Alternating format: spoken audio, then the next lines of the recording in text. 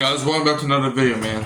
So, yesterday we talked about Abraham's two sons, Isaac and Ishmael. Today, we're going to be reading Genesis chapter 21, verse 14 to 20, and it's going to be about Ishmael's desert journey. Because if you remember yesterday, Ishmael got casted out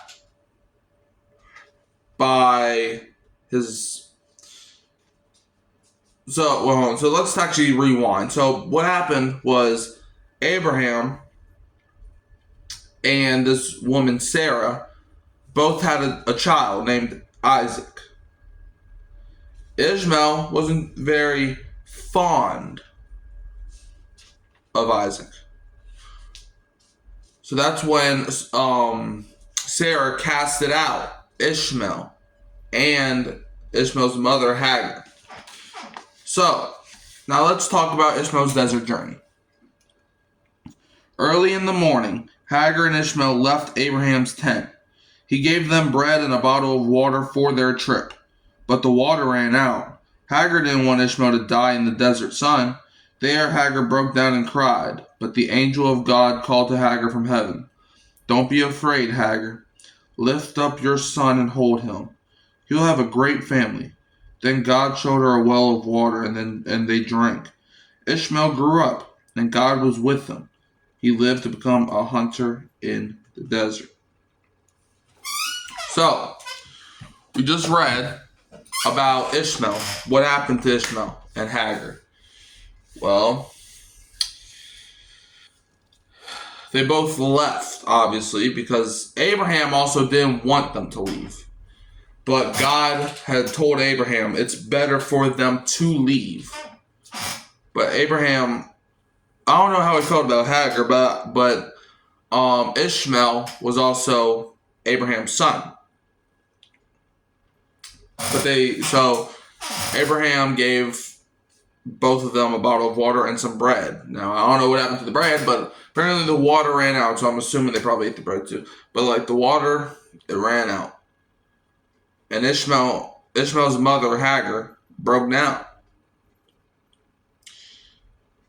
Basically saying, I don't know, she was probably feeling like a failure, to be honest with you. I mean, her son, could have died in the desert. But that's when God calls out of the clouds and tells Hagar, Ishmael will have a great family one day. Not only that, but also there was a well. Right? Who do you think placed the well there?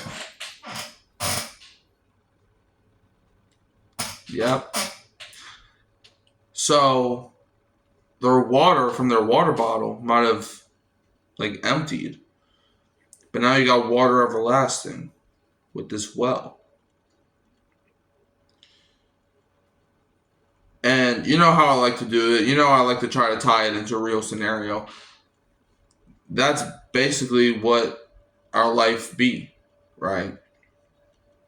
We always think it's running out. We always think life is running out. But then guess what? God gives us a better life. That's what he did with the water. They thought the water was done, but then God gave them more water. God gives us chance after chance. It's time for us to take it and stop ignoring God. Stop ignoring the signs. Because every day,